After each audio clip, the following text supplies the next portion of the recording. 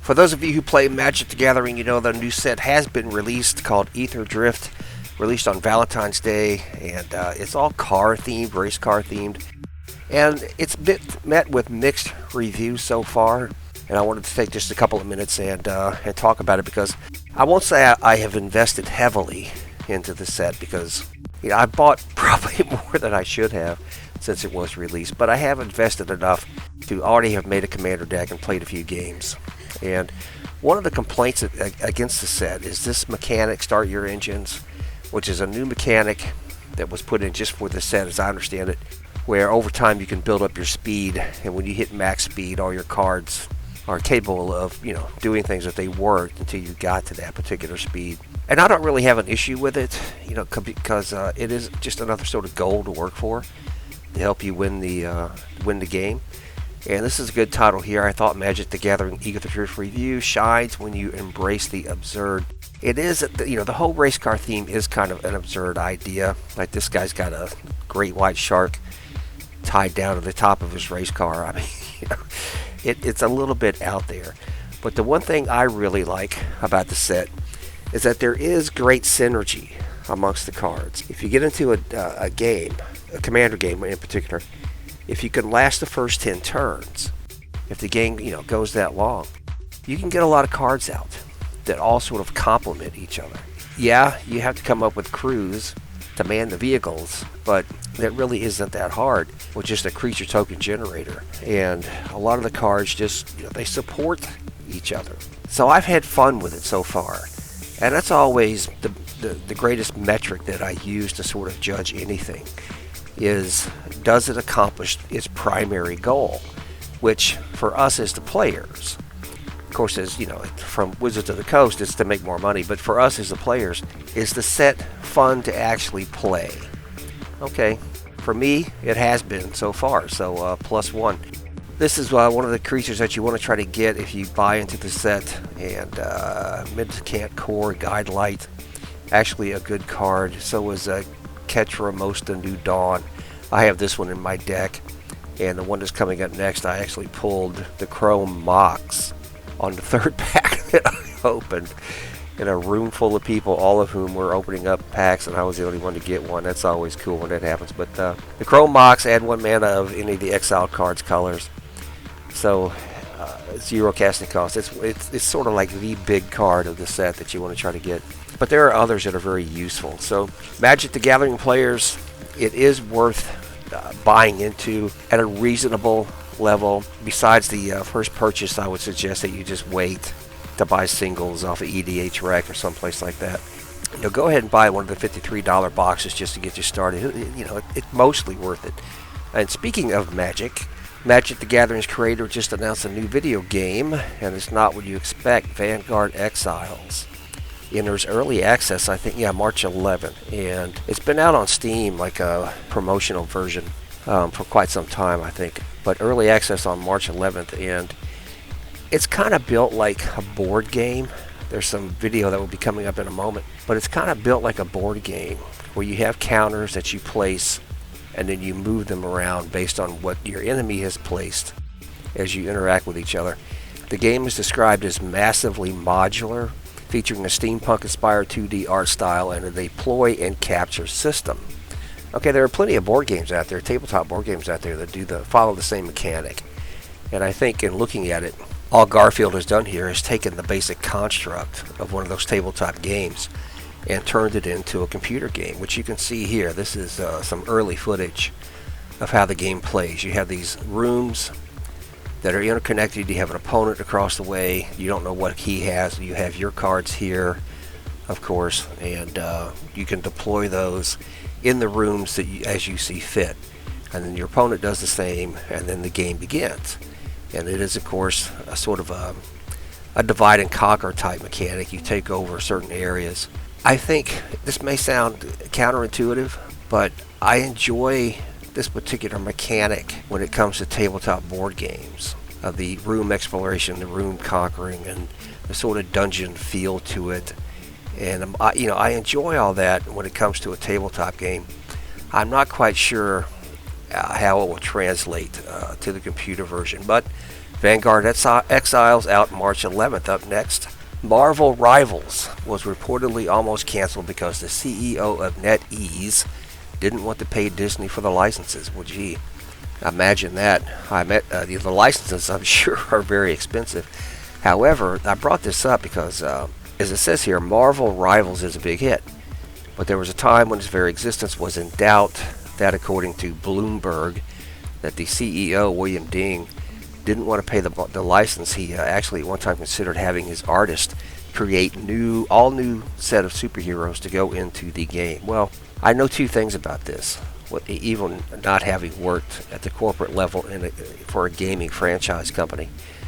Had he done that, the game would have flopped. You can't have, it's hard. It's incredibly hard, especially when you look at the history of something like City of Heroes and City of Villains. It's hard to build an online game featuring superheroes that no one's ever heard of.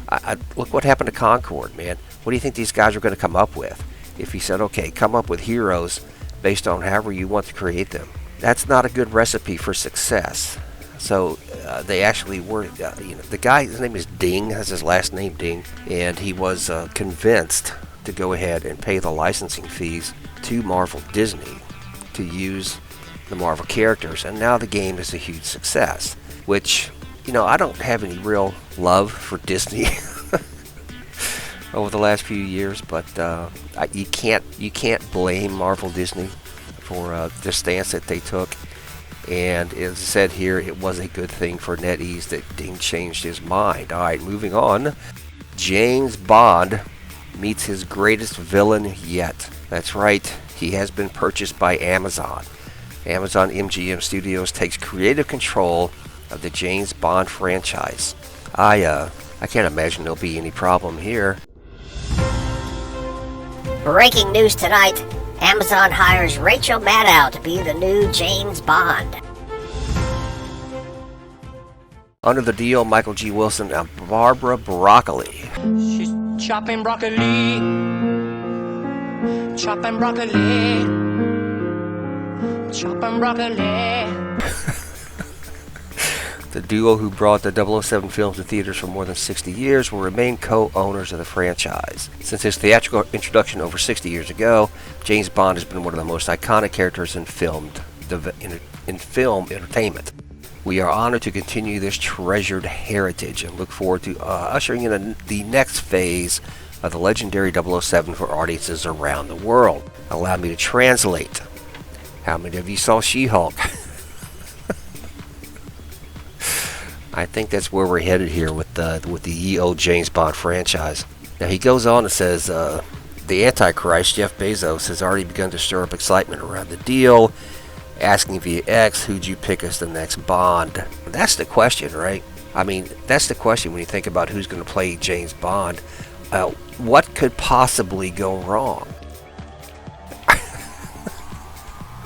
I mean, seriously, man, what could possibly go wrong? Well, a lot. This is footage from Casino Royale, considered to be the best of the modern James Bond films made over the last few years. And what this particular scene, there's a lot of parkour in here, guys jumping over and climbing things. I mean, it's kind of a cool scene, action scene, but what it shows is sort of captures the sort of the essence of the James Bond character, in that there's a lot of dynamic action, a lot of cerebral action. Instead of just chasing the bad guy, Bond does a typically Bond type thing, and he jumps into the big bulldozer and just blasts his way through. Okay, that's the James Bond that people are used to. This sort of detached, emotionless, licensed killer that goes out and does the job in a manner that no one else can. That's the one we're used to. What are we going to get now? Can we stay on target? Did someone say sexy construction workers? Stay on target. That's the danger we all face. Okay, moving on. Daredevil Born Again. I'm looking forward to this one. Of course, I can't tell you how many times I've said that, but here's the opening to the trailer. Watch this, please. Thank you for finding the time. Well, I will admit, it's not entirely unpleasant seeing you again. Marvel Television. If you watch this trailer closely, you'll see that they're potentially headed off in a new direction, which is actually an old direction, the type of material that used to be made for Marvel. Now, I froze this screen to just show the attention to detail, because you've got a scene here from Times Square, and over on the left, you see the Rogers stage play is still going on from Hawkeye, the Hawkeye series that introduced it a couple years ago, and Wilson Fisk picture is being, his image is being broadcast all over the place. And if you look at the exact center of the screen, you see a guy right here that's kind of dressed up like a Daredevil in the Daredevil costume, and all the people in Times Square seem to be looking at him. And Fisk seems to be looking at him. And I think that's how this scene is going to break down. There's a challenge being issued here concerning Daredevil. Now, I've muted this part of the trailer because in this particular version, it's heavy emphasis on the interaction between Fisk and Murdoch, and that they meet again after however many years it's been since the Defender series was on the air, and they're talking about the fact that what happened to them between the two. And it's kind of cool, to listen to it, because there is some underlying mutual respect and also underlying mutual hatred and revulsion that are all sort of wrapped up into it. And then they have this break where you see something that's a little unusual, I suppose, for a Disney Plus series, and that you have some actual violence. Now, here's another attention to detail moment that I want to just highlight.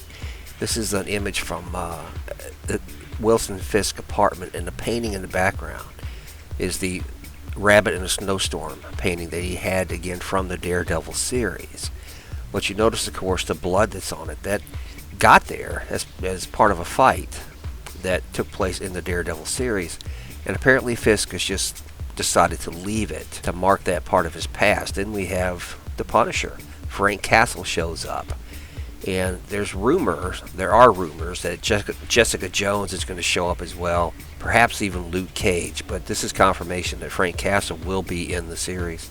And that's good, because the Punisher, Daredevil and the Punisher, were the two best series that Netflix Marvel put out.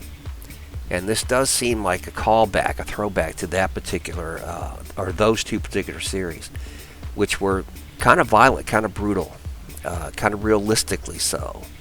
And I hope, I've been disappointed before, but I hope that this turns out well. Now, here's one sort of indicator. It's going to start up again in a moment, and then I've left the sound on. And what I want you to do, please, is just listen to the background noises. Listen to the fight noises that have been dubbed in over the action. Here we go.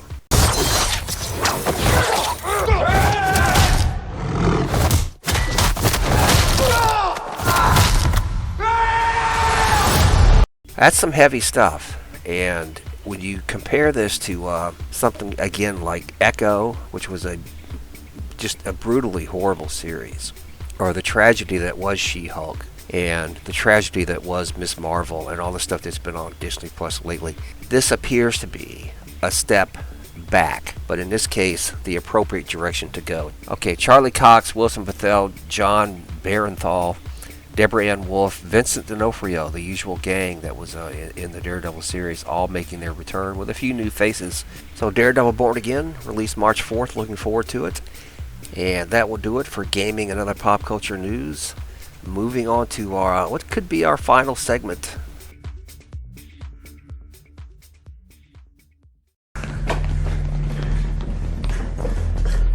Who are you people?